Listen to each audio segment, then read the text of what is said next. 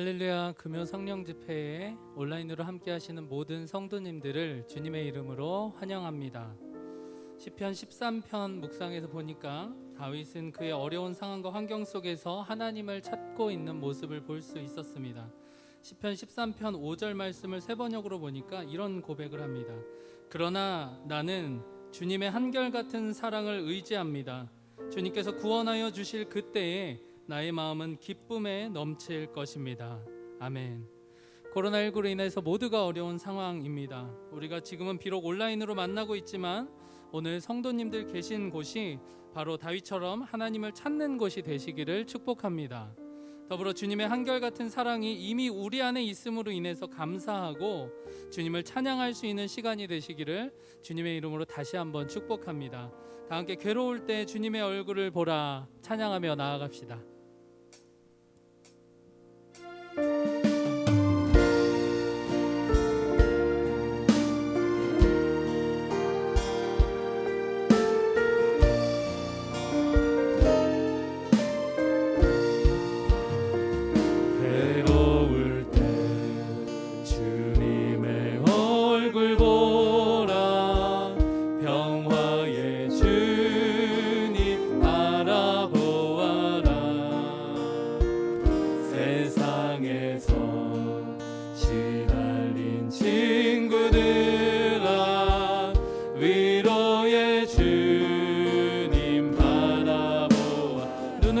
주를 보라 눈을 들어 주를 보라 내 모든 염려 주께 맡겨라 슬플 때에 주님의 얼굴 보라 사랑의 주님 안식 주리 한 번 더 찬양합니다. 괴로울 때 주님의 얼굴 보라 평화의 주님 바라보아라 세상에서 시달린 친구들 우리 주님께서 위로하십니다. 위로의 주님 바라 눈을 들어 주를 보라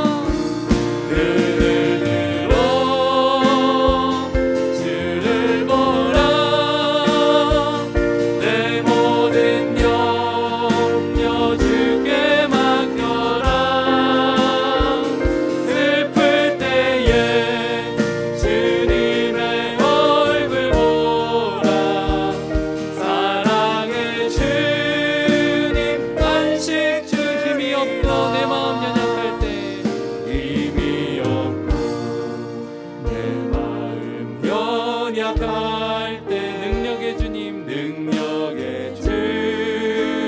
바라보아라 주의 이름 부르는 모든 자는 힘주시고 늘 지켜 한 번 더 고백합니다. 힘이 없고 내 마음 연약할 때 힘이 없고 내 마음 연약할 바라보아라 주님의 이름을 부르는 모든 자는 힘주시고 늘 지켜주실 것입니다.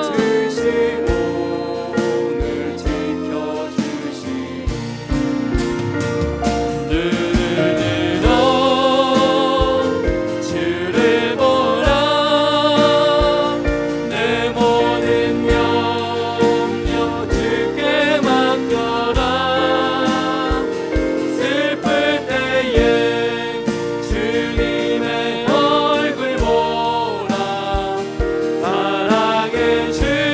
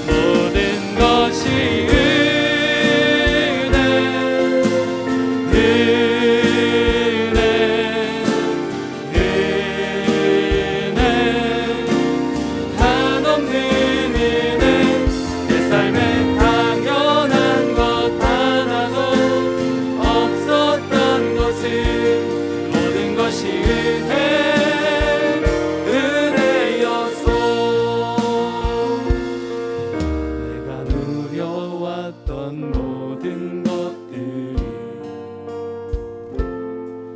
내가 지나왔던 모든 시간이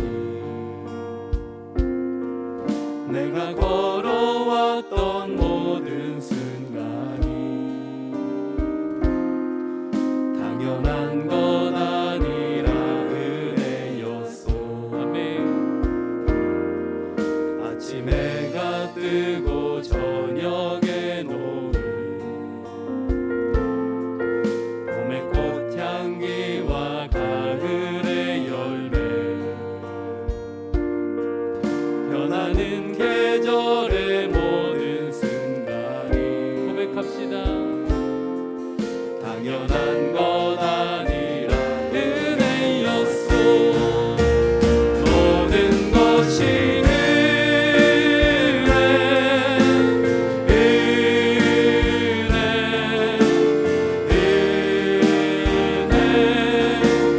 한없는 은혜 내 삶에 당연한 것 하나도 없었던 것은 모든 것이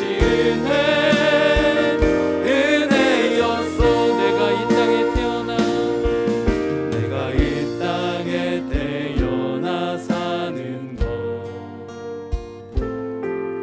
어린아이 시절과 지금까지 숨을 쉬며 살며 꿈을 꾸는 삶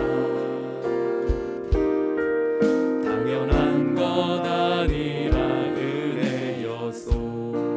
내가 하나님의 자녀로 내가 하나님의 자녀로 살며 오늘 찬양하고 예배하는 삶 복음을 전할 수 있는 축복이 고백합시다. 당연한 것 아니라 은혜였소. 모든 것이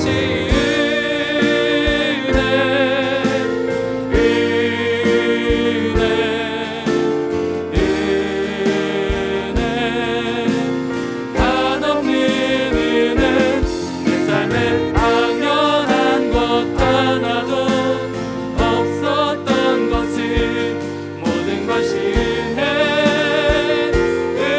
모든 것이 은혜.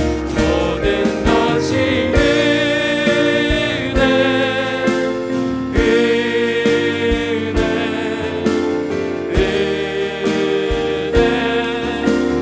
한없는 은혜 내 삶에 당연한 것 하나도 없었던 것은 모든 것이 한 번 더 전심으로 고백합니다. 모든 것이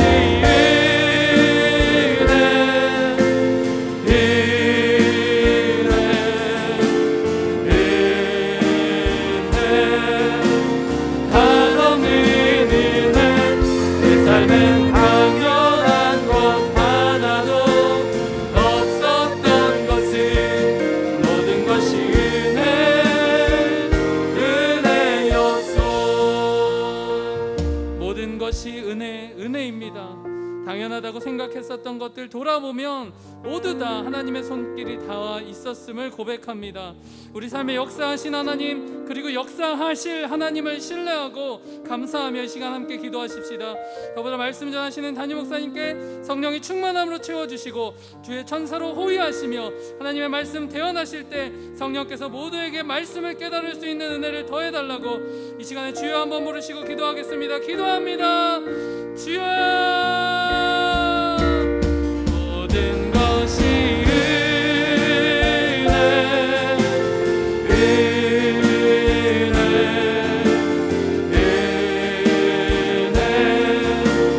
한없는 은혜 내 삶에 당연한 것 하나도 없었던 것은 모든 것이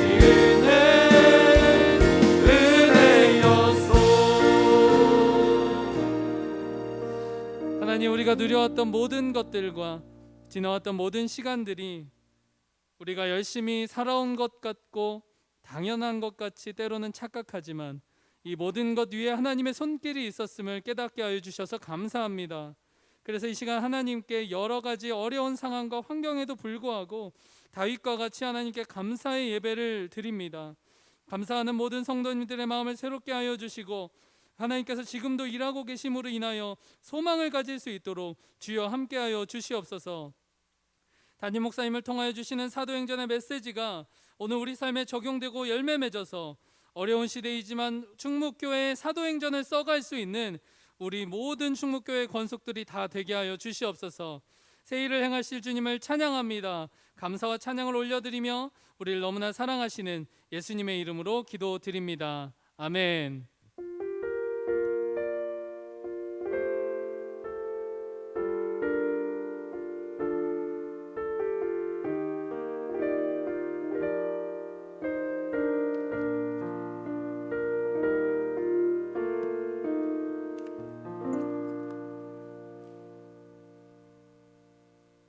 예, 오늘 하나님 말씀은 사도행전 9장을 보겠습니다. 사도행전 9장 1절로 9절까지. 사도행전 1장 9절 1장 사도행전 9장 1절에서 9절까지.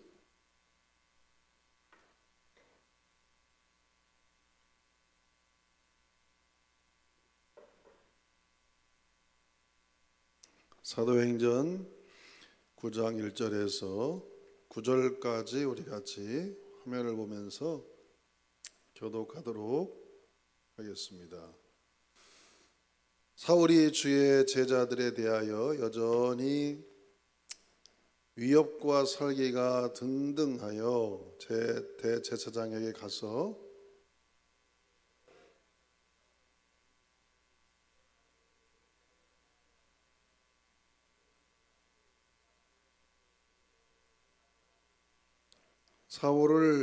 사울이 길을 가다가 다메섹에 가까이 이르러더니 호련히 하늘로부터 빛이 그를 둘러 비추는지라.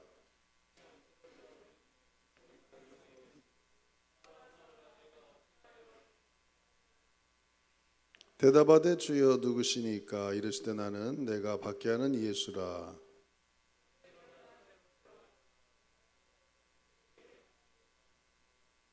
같이 가던 사람들은 소리만 듣고 아무도 보지 못하여 말을 못하고 서 있더라.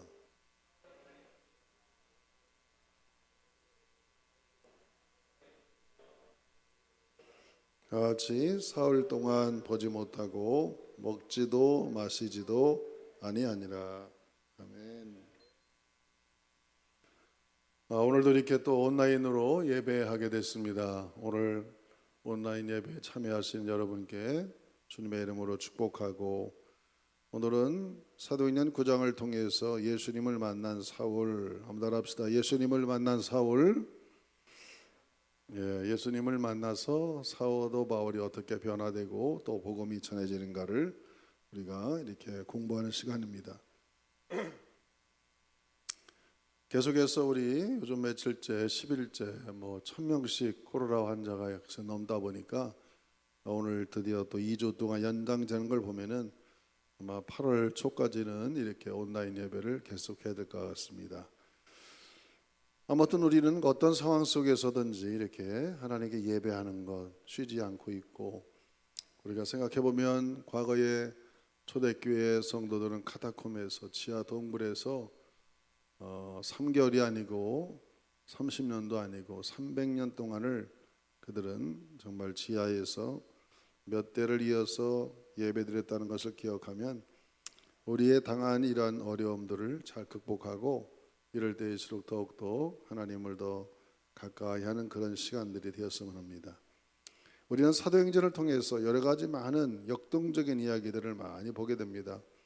신약 성경에는 역사서는 오직 하나, 사도행전인데 사도행전은 1장부터 엄청난 사건 중심으로 기록되어 있고, 그래서 2장에 보면 사도행전에 성령의 강림이 나타나고 또 성령의 충만을 받은 사도들이 복음을 전하는 기적적인 이야기, 그래서 안진맥이 일어나고 또 스데반이 순교를 당하고 또 빌립이란 사람은 사마리아에 가서 복음을 전할 때에 막 귀신들이 떨어져 나가는 그런 역사들을 보게 되고, 모든 현장들이 참으로 아주 괄목할 만한 아주 역동적인 그런 사건들로 사도행전은 엮어지고 있습니다.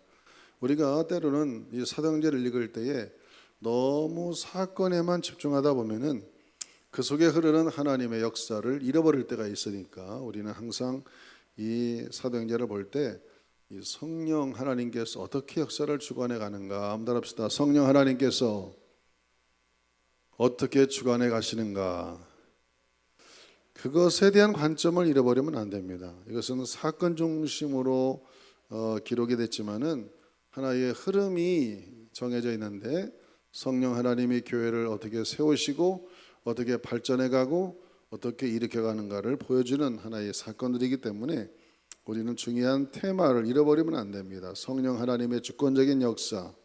오늘은 여러 관점 중에도 특별히 기독교 역사의 최고의 회심의 사건, 아마 기독교 역사에 어거스틴의 회심도 있고 루터의 회심도 있고 또 웨슬레의 회심도 있고, 우리는 많은 회심의 사건을 듣지만은 오늘 사도 바울의 회심의 사건은 그 어떤 사람의 회심보다는 엄청난 회심의 사건이 알 수 없습니다. 이 바울 사도의 회심을 통해서 초대교회가 대부분에 세워졌고, 또 바울이라 하는 인물을 통해서 로마서라든지 많은 서신서들이 기록되면서 기독교의 근간을 이루게 되고 초대교회의 어떤 터전을 세우게 되는 중요한 사건이 되기 때문에 오늘 사도행전 9장은 대단히 중요한 하나의 분기점의 말씀이라 볼 수 있습니다. 그래서 우리는 성령 하나님께서 어떻게 사람을 세워가고 어떻게 복음을 전 세계로 퍼져나가는 걸 알 수 있습니다. 이 바울 사도를 통해서 이제 이 복음이라는 것이 하나의 외곽에 쓰이는 것이 아니고 수도 로마를 향해서 달려가는 그런 하나의 역사를 이루어지는 하나의 사건이었다, 이렇게 볼 수 있습니다. 그래서 우리는 이 사도행전 9장 1절 2절을 보면은 아주 사울이 주의 제자들에 대하여 여전히 위협과 살기가 등등하여 그랬어요. 아주 사울은 악에 받쳐 있었습니다.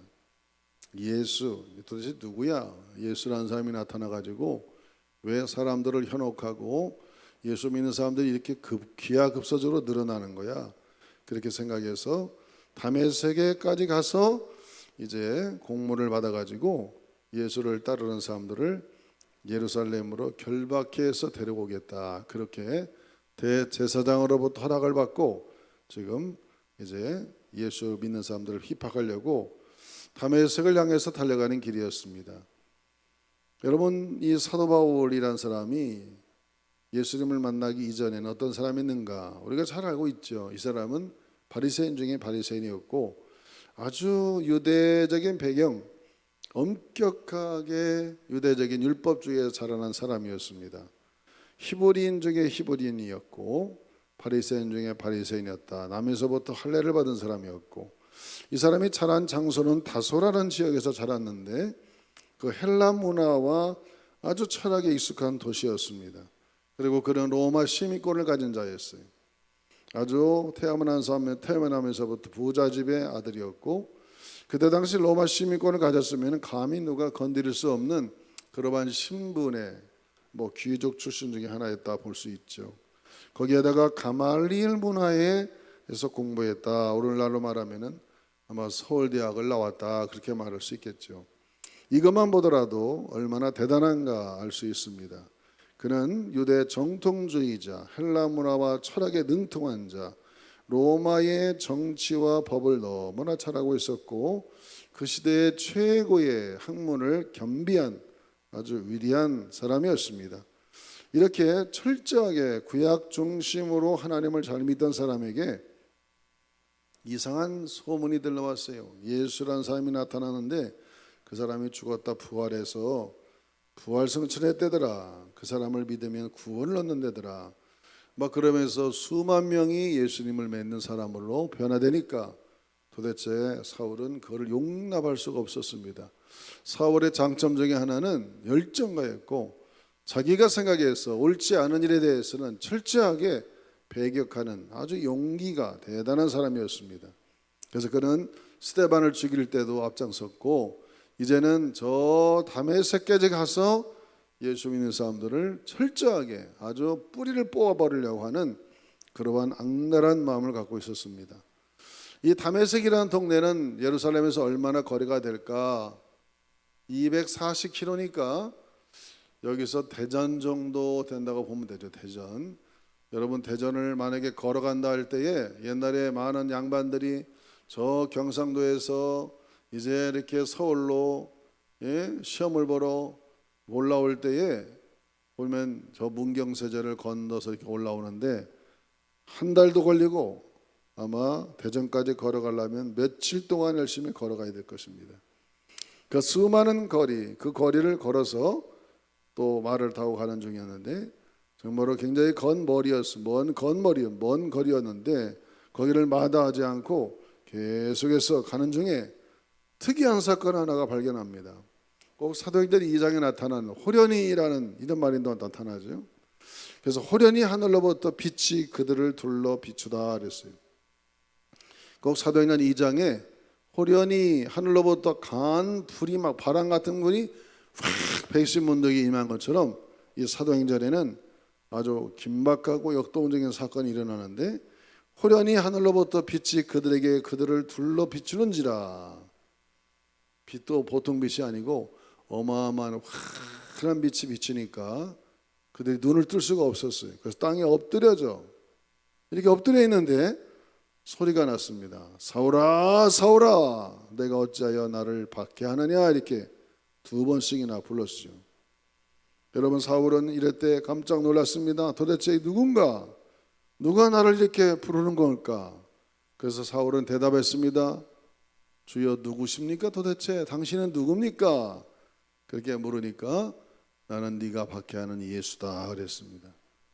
여러분 성경에 보면은 특이한 사건 중에 꼭 이 하나님이 누군가를 2번씩 부를 때가 있어요. 아브라함아 아브라함아 언제 불렀느냐?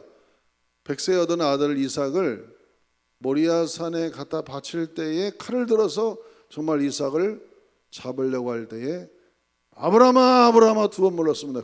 긴박할 때 어떤 목적이 있을 때 아브라함을 불렀고 또 모세를 부를 때 떨기나무 속에서 모세에게 사명을 줄 때 모세야 모세야 2번 부른 적이 있습니다. 또 사무엘이 어렸을 때에 엘리 제사장 밑에서 훈련받고 있을 때에 어느 날 갑자기 하나님의 음성이 들려오면서 사무엘아 사무엘아 이렇게 부른 적이 있어요. 또 예수님께서 마르다를 만났을 때에 마르다야 마르다야 이렇게 2번 부른 적이 있습니다. 이 성경에는 한 번 부른 것이 아니고 2번씩 반복적으로 부르는 데는 뭔가 깊은 의미가 있다고 볼 수 있는 것이 특별한 목적이 있는 것이죠. 여러분도 하나님께 이렇게 sometime 일생에 한두 번 부름을 받게 되기를 주의 이름으로 축원합니다. 분명히 뭔가 환상을 본다든지 컨펌이라고 하죠. 2번씩 불렀다는 것은 뭔가 하나님이 확실하게 너에게 내가 사명을 주겠다고 하는 하나님의 특별한 도전이었습니다. 여러분이 개인적으로 생각해 보면 지나온 모든 생활 속에 분명히 나에게도 이러한 경험이 있었을 것이라 생각합니다. 특별히 주의 종으로 하나님 앞에 헌신하는 사람들은 이렇게 하나님께서 아브라함아 아브라함아 모세야 모세야 사무엘아 사무엘아 또 모세야 마리아야 마리아야 뭔가 하나님께 부름의 부름 환상을 보도 한 번 보는 게 아니라 한 번, 2번 착착착 보여서 어떤 그 화면을 보여주고 너는 앞으로 이렇게 돼야 될 것이다. 이런 하나님의 그런 특별한 목적에 있어서의 부르심 이것이 아마 이런 특별한 사람들에게만 임하는 것이 아니라 오늘날 우리들에게도 여러분 임하죠.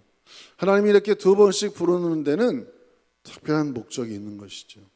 그래서 오늘 사도행전 9장은 정말 예수님이 직접 이방인의 사도로 뽑아 세워서 앞으로 이방 이 서대교회를 세워갈 사도 바울을 하나님이 부르시는 아주 특이한 장면을 우리가 보게 되는 것이죠.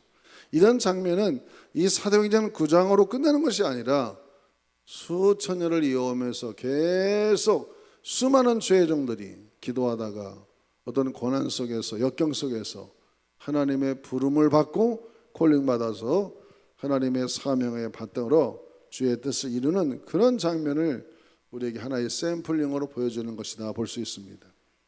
이 말씀에는 두 가지의 중요한 의미를 우리가 붙일 수 있는데, 첫째는 나는 너를 그렇게 사랑했고 나는 너를 위하여 십자가에 못 박혀 주었는데 너 나의 품으로 돌아오기를 바란다. 내 사랑을 받아주기를 바란다. 너는 어찌하여 나의 사랑에 반응하지 않고 오히려 나를 핍박하느냐? 사울아, 내가 너를 사랑한다. 내 사랑을 받아줘라. 이렇게 하나님께서 부르시는 부름이라고 우리가 생각할 수 있고, 또 하나의 의미는 사울아 사울아 불렀던 그 두 번의 반복은 내가 어찌하여 나의 교회를 핍박하느냐? 교회와 나는 일치된 하나의 동형체다 이렇게 말하는 것이죠. 제자들을 핍박하고 교회를 핍박하고 스데반을 죽이는 이 모든 사건은 곧 나를 핍박하는 것이라고 예수님께서 말씀하시는 걸로 우리가 생각할 수 있죠. 그래서 우리가 교회와 성도는 독립된 개체가 아니라 예수 그리스도 자신이다라는 사실을 우리가 알 수 있습니다. 한번 따라합시다. 교회와 성도들은 독립된 개체가 아니라 예수 그리스도 자신이다. 우리가 역사를 보면 교회를 핍박했던 네로 황제 아주 안 좋았죠. 말년이요. 여러분, 지금도 교회를 핍박하거나 성도들을 핍박하는 어떤 개인이나 단체는 결국에는 하나님이 심판하십니다. 왜? 그것은 예수님 자체를 공격하는 거예요. 하나님을 공격하는 거죠. 지금 저 중국에도 시진핑이라는 주석이 교회를 어마어마하게 파괴하고 선교사들을 다 추방하고, 그리고 우한에 있는 교회 철탑을 다 없애버리고 결국 우한으로부터 코로나가 발생해가지고 거기서 시장 통해서 나왔는지 실험실에 나왔는지 아직 확실하지 않아요. 아무튼 이 코로나19는 중국에서 나왔다는 것은 인정할 수밖에 없는 거죠. 그래서 지금 아시안들이 다 차이니스 하면서 얼마나 아주 경멸함을 당하는지 모릅니다.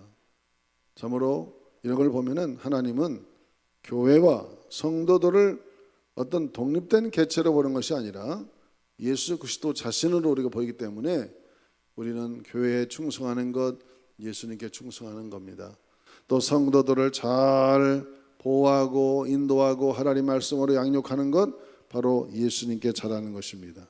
이렇게 하나의 일체감, 하나가 된다는 것을 알 수 있습니다. 그래서 사도 바울에게 사울아 사울아 내가 어찌하여 나를 핍박하느냐, 나를 박해하느냐는 이 부름이라는 것은 내 사랑을 네가 받아주기를 원한다. 네가 핍박하는 성도들, 네가 핍박하는 기독교를 자꾸 핍박하는 것은 나를 핍박하는 것이야. 그렇게 주님께서 오늘 말씀하시는 것으로 우리가 해석할 수 있는 것이죠. 그래서 우리는 이 박해하는 바울 사도의 그 말씀 우리가 잘 볼 수 있고, 그 다음에 5절에 보니까 대답하되 주여 누구시니까 이르시되 나는 내가 박해하는 예수라 이렇게 말씀했어요. 너는 일어나 시내로 들어가라. 내가 행할 것을 내게 이를 자가 있느니라 그랬습니다. 내가 박해하는 예수라, 이 말도 정말 예수님이 정말 살아계시거든요. 이 사울이란 청년은 예수님이 죽었기 때문에 살아있다고 생각을 전혀 못했습니다. 네가 박해하는 예수다라는 말 속에도 거기에도 한 세 가지의 의미를 우리가 덧붙일 수 있는데, 하나는 예수님은 부활 승천하셔서 이 세상에 우리의 눈에 보이지는 않지만은 실제적으로 부활하신 실체가 역사하고 있다는 사실을 우리에게 보여주는 것이죠. 한번 따라합시다. 예수님은 부활하셔서 눈에 보이진 않지만은 실존하시는 존재다. 여러분, 부활하신 예수님을 우리가 꿈속에서나 또 말씀을 통해서 이렇게 환상을 통해서 음성을 통해서 만날 수 있는 것이죠. 나는 네가 핍박하는 예수야. 그것은 내가 부활이 확실히 맞아. 내가 부활했어. 나는 죽어 3일 만에 부활해서 오늘도 살아 역사하고 너와 함께하고 부활 성천에서 오늘도 살아서 역사한다. 이런 걸 얘기하는 것이고, 두 번째로 내가 핍박하는 예수다라고 말할 때는 시간과 공간을 초월해서 존재한다는 것을 보여주는 것이죠. 예수님은 시간과 공간을 초월해서 오늘날도 역사하는 것이죠. 과거에 예수님은 육체로 계실 때는 예수님 주변에 가야만이 예수님을 만날 수 있었고 예수님의 도움을 받을 수 있었습니다. 그러나 예수님이 부활하신 이후에 성령으로, 하나님의 영으로, 그리스도의 영으로 우리 안에 오실 때는 시간과 공간을 초월해서 어디에서든지 어느 시간에 올 수 있기 때문에 우리 모든 성도들에게는 너무나 유익한 그러한 존재가 되는 것이죠. 그래서 내가 지금 부활해서 영적으로, 공간적으로 초월해서 이 다메섹을 향해 달려가는 바울 너에게 나타난 것이다, 이렇게 말씀하시는 것이고, 셋째로는 예수님의 임재는 성령의 임재와 일치한다. 예수님은 바로 우리의 하나님의 영이신 성령으로 우리한테 임재하는 것으로 우리가 이게 볼 수 있는 것이죠. 성령님은 곧 하나님의 영이시고 그리스도의 영이시기 때문에 예수님 하면 이제는 부활하셔서 보좌 앞에 앉아 계시지만 예수님께서 말씀하실 때는 누가 나타난 것이냐? 바로 성령님이 임재하는 것이죠. 예수님, 내가 비박하는 예수다 할 때는 예수님은 부활하셔서 하늘 보좌 앉아 계시고 그렇게 말씀하시는 분은 누구냐? 예수님의 영이신 성령의 임재가 그 사울 청년에게 임했다고 볼 수 있는 것입니다. 그래서 예수님께서 6절에 보니까 너는 일어나서 시내로 돌아가라. 내가 행할 것을 내게 이를 자가 있으리라 하시고, 같이 가던 사람들은 소리만 듣고 아무도 보지 못하여 말을 못하고 서 있더라. 사울이 땅에서 일어나 눈은 떴으나 아무것도 보지 못했다고 그랬어요. 아마 빛이 굉장히 강하게 비추면 한동안 눈이 안 보이는 것처럼 하나님께서 이 사울 청년을 3일 동안 보지 못하게 하고 뭔가 신비한 경험을 갖도록 하겠죠. 나중에는 아나니아를 만나서 안수받고 비늘이 벗겨지면서 눈을 뜨게 됐지만, 이러한 사건을 통하여 이 사울은 정말 예수란 분이 살아계시다. 한번 따라합시다. 예수님이 소문대로 부활하셔서 살아계시구나. 이렇게 예수님을 만나는 역사적인 회심의 사건이 있었던 것이죠. 여러분, 요한 웨슬레도 원래는 목사 안수받고 아주 교육을 잘 받은 사람이었습니다. 그래서 조지아주에 가서 선교를 했는데 별 볼 일이 없었어요. 그리고 이제 배를 타고 대서양을 건너가는데 그때 당시 모라비안들, 아주 성령에 충만한 교단입니다. 이 모라비안들이 막 풍랑을 만나는데도 이 사람들은 걱정도 안 하고 찬송하고 기도하는 걸 보고 웨슬레는 충격을 받았죠. 이야, 이들은 도대체 나와 똑같이 하나님이 있는데 어찌 이렇게 이 위험한 속에서도 찬양하며 하나님을 의지할 수 있었을까? 그래서 거기에서 이 작아지는 자기의 모습을 발견하고 고향에 가가지고 늘 기도하고 있었어요. 하나님, 나도 이 모라비안 교도들과 같은 그런 뜨거운 하나님의 은혜를 좀 나에게 달라고. 실패하고 돌아온 선교사의 마음이 작아진 마음을 가지고 어느 날 수요일 저녁에 올드 스케이트라는, 제가 그 거리를 걸어봤습니다. 영국에 가면은 올드 스케이트라는 그런 거리가 있어요. 미국 사람들의 길 이름은 다 길 이름이 있단 말이에요. 그걸 걸어갔어요. 조그만 골목, 2차선 도로입니다. 2차선 도로. 지금도 그대로 있어요. 그리고 어느 교단, 조그만 교회, 수요일 저녁이니까 예배가 있어서 조그만 교회 조용히 들어가 가지고 이렇게 앉아서 실패한 선교사로서 정말 아무런 소망도 없고 뭔가 위축되어 있는 그런 상태에서 앉아 있는데 앞에서 있는 누가 로마서 서문을 쭉 읽는데 이 웨슬레에게 불이 온 거예요. 막 성령의 불이 온 거예요. 이게.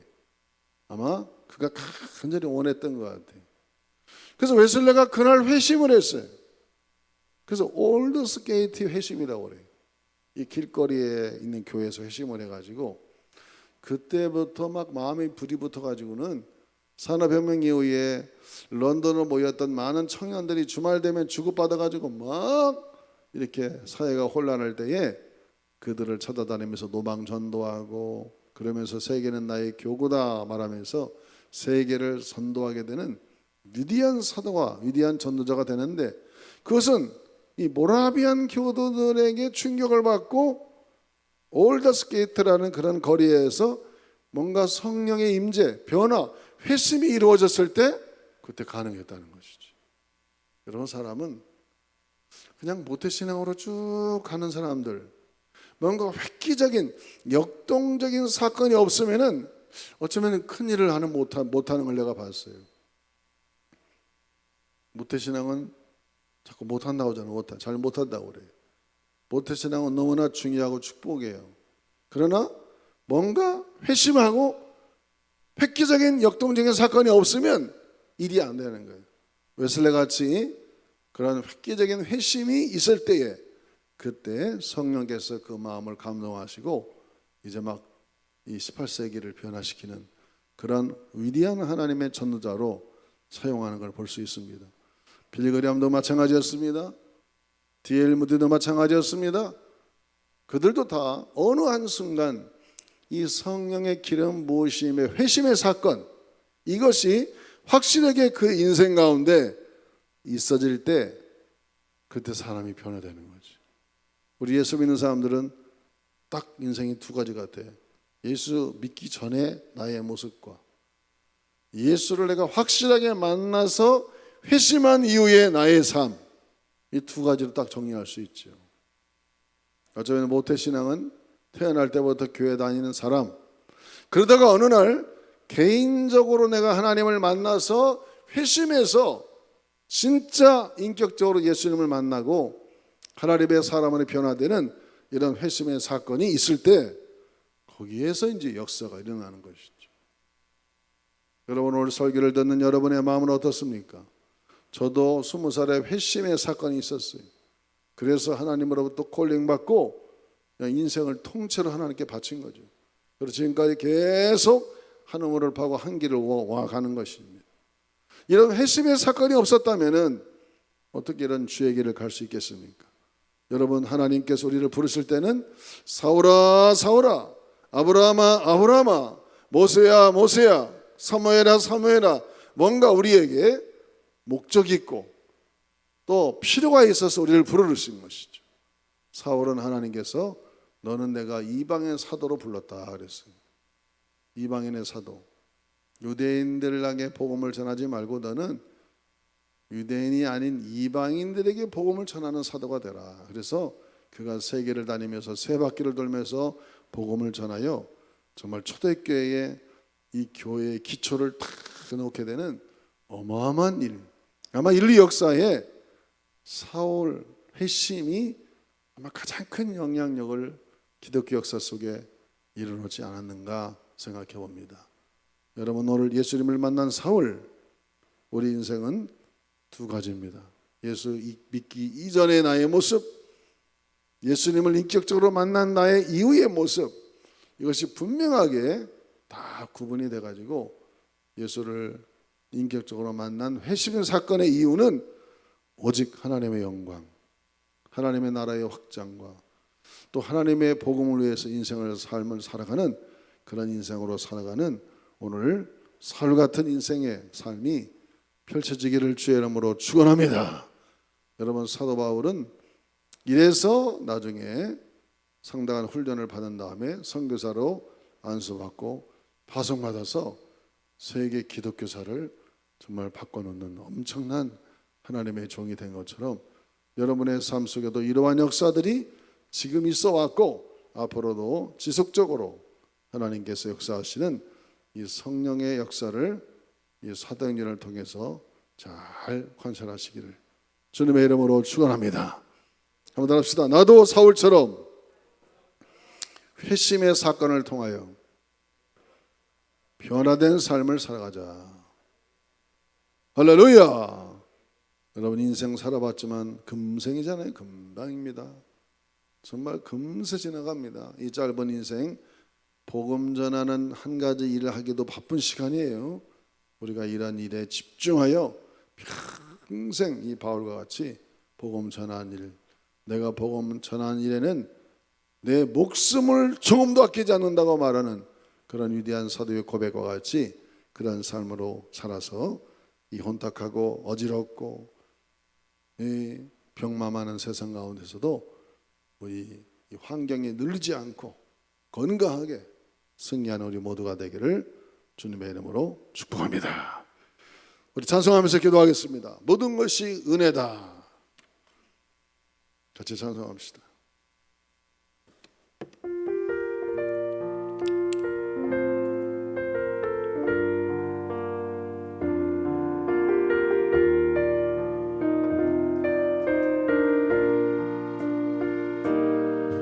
내가 누려왔던 모든 것들이 내가 지나왔던 모든 시간이 내가 걸어왔던 모든 순간이 당연한 것 아니라 은혜였소.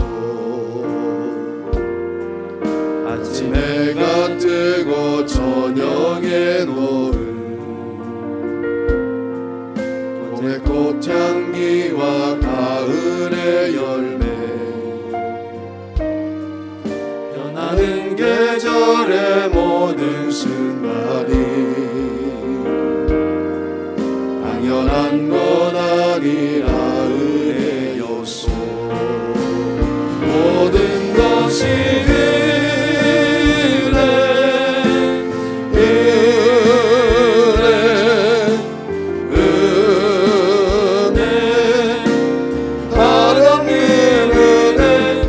삶에 당연한 것 하나도 없었던 것이 모든 것이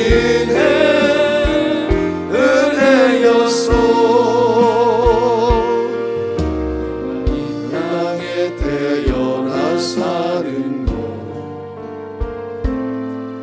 어린아이 시절과 지금까지 숨을 쉬며 살며 꿈을 꾸는 삶 당연한 것 아니라 은혜였소. 내가 하나님의 자녀로 살며 오늘 찬양하고 예배하는 삶 복음을 전할 수 있는 축복이 당연한 것 아니라 은혜였소. 모든 것이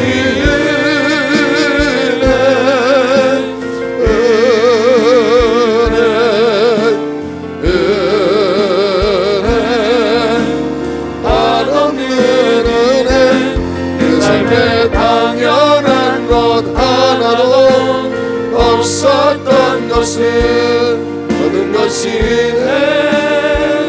은혜여. 다시 합시다. 처음부터 내가 누려왔던 모든 것들이 내가 지나왔던 모든 시간이 내가 걸어왔던 모든 순간이 당연한 것 아니라 은혜였소. 아침해가 뜨고 저녁에 노을 봄의 꽃향기와 가을의 열매 변하는 계절의 모든 순간이 당연한 것 아니라 은혜였소. 모든 것이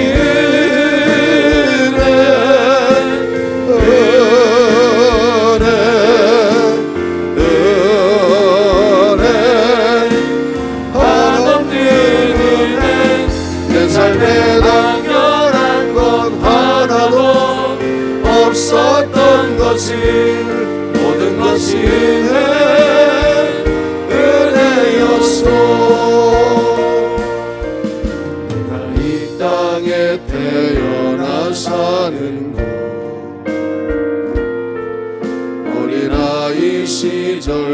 지금까지 숨을 쉬며 살며 꿈을 꾸는 삶 당연한 것 아니라 은혜였소. 내가 하나님의 자녀로 살며 오늘 찬양하고 예배하는 삶 복음을 전할 수 있는 축복이 당연한 것 아니라 은혜였소. 모든 것이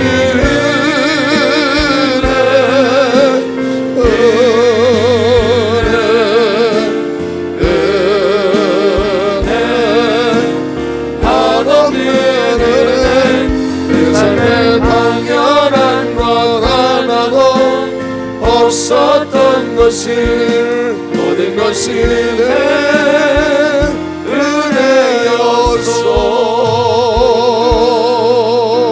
은혜였소. 이 찬양을 이렇게 하다 보니까 제가 60평생 살아온 과거가 생각이 쫙 나게 되네요.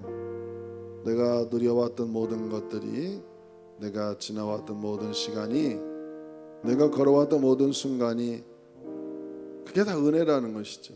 여러분 어렸을 때 우리 시골에는 선풍기도 없었어요. 이 삼복더위에 그늘 밑에 가서 소나무 밑에서 그네 타고 놀았던 그던 시절, 그리고 서울로 와서 공부할 때는 선풍기도 있었고 에어컨은 생각도 못했죠. 제가 송파동에 개척할 때는 에어컨이 없어가지고 이 삼복더위에 선풍기를 막 다닥다닥 붙여놓고 얼마나 바람을 쐈는지 땀이 많이 나니까. 근데 지금은 이렇게 에어컨도 잘 나오고 실내도 그냥 얼마나 깨끗하게 만들어 놓고, 이 모든 게 다 진짜 은혜 같아. 지나간 60평생 생각해 보니까 좀 뭐 코로나가 온 거 별거 아니에요. 사실 이것도 지나갈 거예요. 정말 우리는 하나님의 은혜, 우리 대한민국은 그 어떤 나라보다도 너무너무 많은 은혜를 받았으니 여러분 마음속에 절대 불평하지 말고 원망하지 말고, 하나님 지금까지 살아온 게 다 은혜였습니다. 지금 사는 것도 은혜입니다.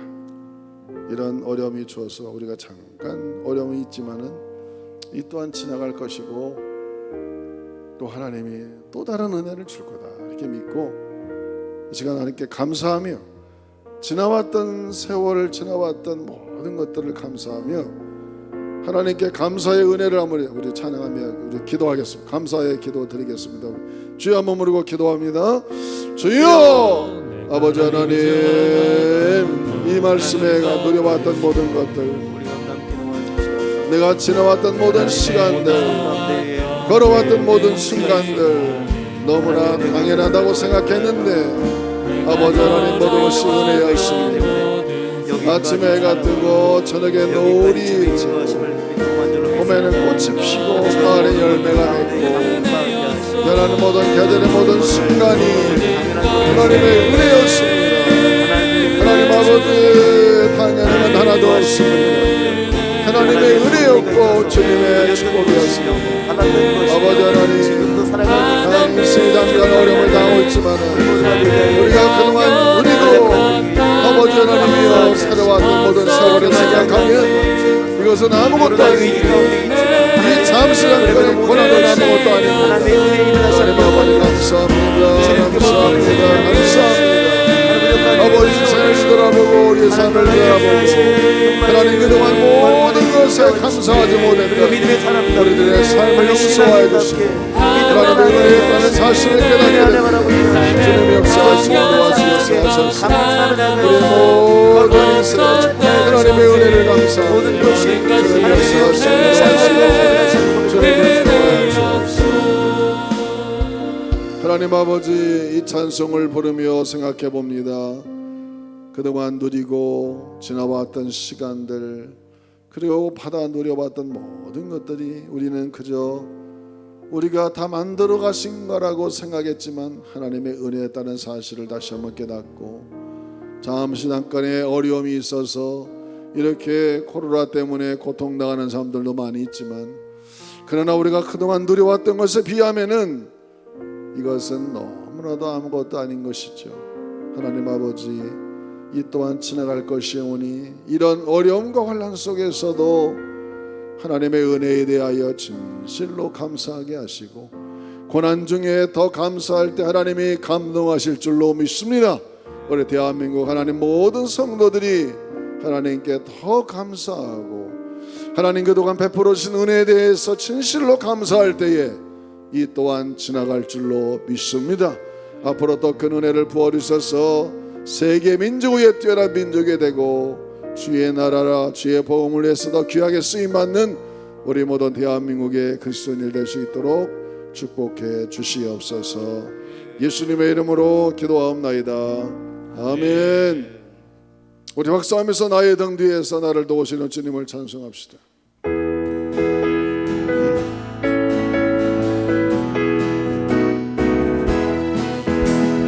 나의 등 뒤에서 나를 도우시는 주, 나의 인생길에서 지치고 고나여 내일처럼 주저앉고 싶을 때 나를 밀어주시네.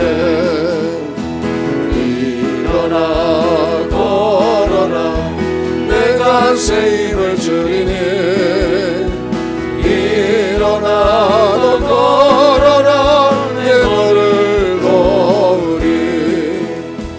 나의 등 뒤에서 나를 도우시는 주, 너만이 길을 갈 때 보이지 않아도 지치고 고나여 넘어질 때면 다가와서 내미시네. 일어나 걸어라 내가 새 힘을 주리니, 일어나 너 걸어라 내 너를 도우니. 나의 등 뒤에서 나를 도우시는 주, 때로 뒤돌아보면 여전히 예수 주 단단한 미소로 바라보시며 나를 재촉하시네. 일어나 걸어라 내가 새 힘을 주리니, 일어나 너 걸어라 내 너를 일어나 걸어라. 일어나 걸어라 내가 새 힘을 주리니, 일어나 너 걸어라 내 너를 도우리.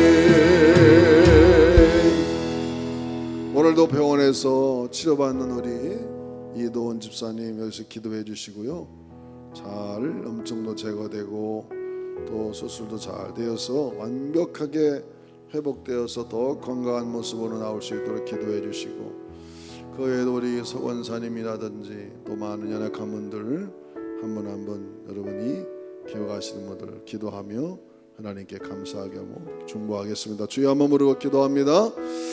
주여 아버지 하나님 감사합니다. 성령님 역사하시고 오늘도 하나님 우리가 기도하려고 모였습니다. 하나님의 중도하며 기도할 때 하나님 우리를 열어주시고 도움의 손길이 임하게 하시고, 아버지 우리 이도원 집사님 이렇게 아버지 염증 때문에 입원해서 지금 항생제를 맞고 있습니다. 하나님 모든 염증이 주 예수의 피로 다 물러가게 하시고, 그래서 하나님이 온몸에다 퍼져있는 염증이 사라지고 또 심장이 모든 어떤 수술이 진행되어서 아버지 하나님도 건강한 모습으로 완벽한 모습으로 하나님께 오나요.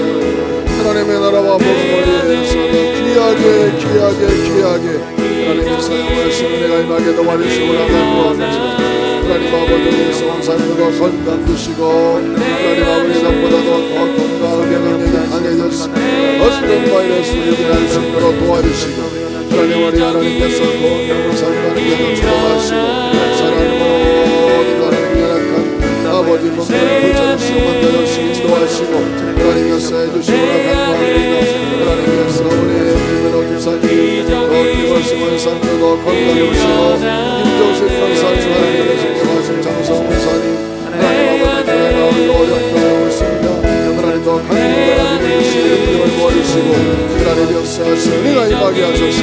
여호와 하나님 함께 하심으로 승리하는 역사가 이르도록 하나님을 축복하여 주시옵소서. 하나님 오늘 우리를 치료하시고 여호와 롬백하여 하나님이시여 여호와 니시 하나님이시여 하나님의 치료하신 하나님 영광이 나타나도록 하나님의 축복하시고 인도하신 역사가 아버지 임하게 하시고 축복하여 주시옵소서. 주님 인도하여 주시고 함께하여 주시옵소서. 이 시간 예배하는 모든 분들이 눈을 감고 여러분이 아픈 곳에 있으면 손을 얹으시고 또 가슴에 소원을 가지고 하나님께 간구하는 분들은 가슴에 손을 대서 기도합니다. 살아계신 아버지 하나님, 우리 하나님은 만유의 의사가 되시고 또 어떤 병이든지 치료하시는 하나님의 로페카의 하나님이신 줄로 믿습니다. 아버지 쓴물을 단물로 만들며 죽은 자를 살리시고 또 모든 병을 치유하시는 하나님의 능력이 나타나게 하시고 손을 얹은 부위마다 모든 통증과 염증과 또 모든 아픔이 다 예수의 보혈의 피로 씻겨나가게 하여 주시옵소서. 하나님 여호와를 경외하는 자에게 치료의 광선을 발하여 성령의 불로 완전히 치료하여서 하나님이 강건하도록 하나님 역사하시고 축복하여 주시옵소서. 우리로 하여금 건강하게 만들어서 더 하나님 나라의 역군으로 쓰시려고 하나님 말씀하시오니 주여 우리가 회심하고 하나님의 구원을 받아 치유받아 더 주의 영광 나타내는 그런 삶으로 살아가도록 축복하여 주시옵소서. 여러가지 인생의 많은 무거운 짐을 가지고 주 앞에 나와 가슴에 손을 댄 모든 성도들마다 문제가 하나님 안에서 해결되게 하시고 막힌 담이 헐어지게 하시고 여리고성이 무너지게 하시고 하나님 모든 것들이 물러나서 하나님 앞에서 해결받고 하나님의 살아계심을 경험하며 주님의 놀라운 역사를 경험하며 이 사도행전에 나타난 하나님 말씀과 같이 역동적인 삶을 살아갈 수 있도록 하나님이 축복하시고 인도하여 주시옵소서. 예수님의 이름으로 간절히 축복하며 기도하옵나이다. 아멘. 우리 에바다 찬송 부르고 우리 여러분 온라인도 좋습니다. 그 자리에서 일어나서 우리 어두워진 세상길을 주님 없이 걸어가다 이렇게 찬송 부르겠습니다.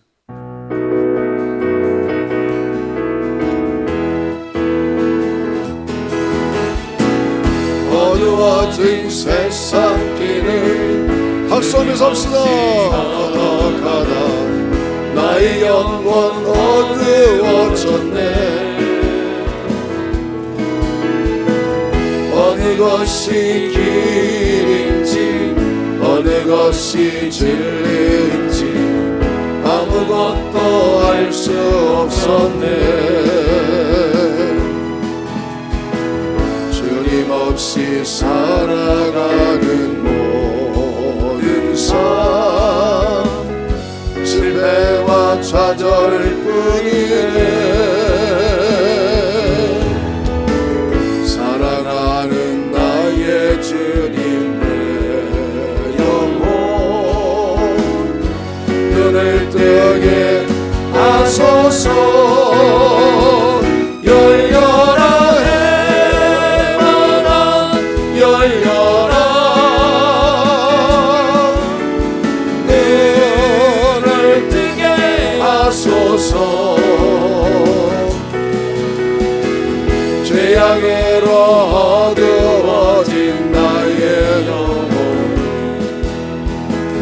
나의 눈을 뜨게 하소서. 아무것도 알 수 없고 아무것도 볼 수 없고 아무것도 들을 수 없네. 세상에서 방황하며 이리저리 헤매일 때 사랑하는 주님 만났네. 어두웠던 나의 눈이 열리고 막혔던 귀가 열렸네. 답답했던 나의 마음 열리고 나의 영혼 살리네. 열려라 해마다 열려라. 눈을 뜨게 하소서. 죄악으로 어두워진 나의 영혼을 나의 눈을 열려라 해마다 열려라 해마다 열려라. 눈을 뜨게 하소서. 죄악으로 어두워진 나의 영혼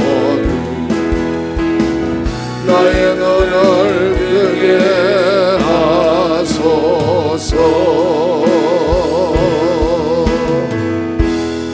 이 시간에는 나라와 민족을 위해서 기도하고 돌아오는 주일에 1부, 2부, 3부 또 어린아이들 이번 토요일부터 있는 다음 세대들의 여름 성경학교와 또 온라인으로 예배드리지만은 또 하나님께서 은혜를 부어주시고 하나님이 모든 예배에 주일 예배에도 하나님께서 큰 은혜를 부어달라고 우리 주여 세 번 부르고 기도하겠습니다.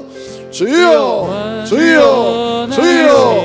아버지 하나님 하늘과 땅의 권세를 가지고 이 세상에 다스리신 아버지 하나님 하나님께서 대한민국을 불쌍히 여겨주시고 아버지 나라가 하나님을 잘 섬기는 나라가 되게 하시고 하나님을 두려워하는 나라가 되게 하시고 이제 앞으로 남은 대선도 하나님을 두려워하고 하나님을 인정하는 자가 하나님이 나라의 지도자가 되게 하소서.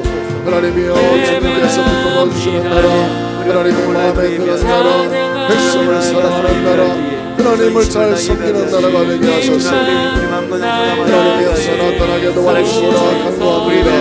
하나님 아버지께리 우리 주님께를 사랑하시고 기억하시고 하나님 나라 주시려도 1부와 2부와 3부와 어린 자녀들 이제 EBS가 시작되어서 이제 온라인으로 모든 것을 시작합니다. 주여 하나님 아버지를 성령해 주시고 이런 온라인으로 아버지 하나님 성경학교를 시작하지만은 하나님의 순간순간마다 하나님의 기름이 임하게 하시고 하나님의 역사가 임하게 하시고 하나님의 은혜가 임하게 하소서. 한 가지 한 가지가 다 아름답게 열매 맺어지는 역사가 나타나게 도와주소서. 하나님의 뜻이 이루어지도록 주의 성령이 축복하시고 인도하시고 역사하여 주시옵소서. 여호와 하나님 아버지 하나님께서 예배를 통해서라도 하나님 말씀 은혜받고 변화되고 주님을 만나는 역사 나타나게 하시고 하나님 온라인의 접속자들이 더 많아지게 하소서. 말씀의 힘과 능력을 부어주시고 은혜를 더하신 역사에 임하도록 하나님의 축복하신 서신내가 임하도록 하나님의 축복하신 도하셔서 하나님의 감사와 영광 임하도록 하나님 인도하시고 역사하여 주시고 인도하여 주시옵소서. 주의 영광 받아 주시옵소서. 주여 하나님의 하나님의 나라가 이 땅에 임하게 하시고 이 모든 코로나도 물러가게 하소서. 하나님 아버지 은혜로 주님을 승리하게 도와주시고 아버지께서 나타나게 도와주시고 하나님의 역사가 임하게 하소서. 주의 은혜가 임하도록 주님 역사하시고 은혜를 주시옵소서. 하나님 아버지 대한민국을 하나님께서 붙드시고 지금까지도 5천년 역사 속에 가장 찬란한 문화 속에 우리가 살아가고 있습니다. 이 하나님을 향한 하나님의 놀라운 축복을 빼앗기지 않도록 하나님이 나라의 지도자들과 우리 백성들이 하나님 여호와를 제일로 섬기는 그런 하나님의 나라가 되게 주님 인도하여 주시옵소서. 또 돌아오는 주일에도 1부, 2부, 3부 어린 자녀들의 모든 예배까지 온라인으로 하지만 더 은혜와 하나님의 기름 부음이 임하게 하시고, 내일부터 시작되는 우리 BBS도 온라인으로 하지만 더 은혜가 임하게 하시고 말씀의 접촉점이 이루어지고 어린 자녀들이 변화되어서 바른 믿음으로 설 수 있도록 은혜를 부어 주시옵소서. 하나님께서 우리 예배하는 모든 자들에게 하나님의 성령의 기름 부음이 넘치도록 역사하여 주옵소서. 예수님의 이름으로 간절히 축복하며 기도하옵나이다. 아멘. 기도하기로 하는 분들은 계속 예배 후에도 여러분이 혼자 개인적으로 기도하시기를 바랍니다. 할렐루야.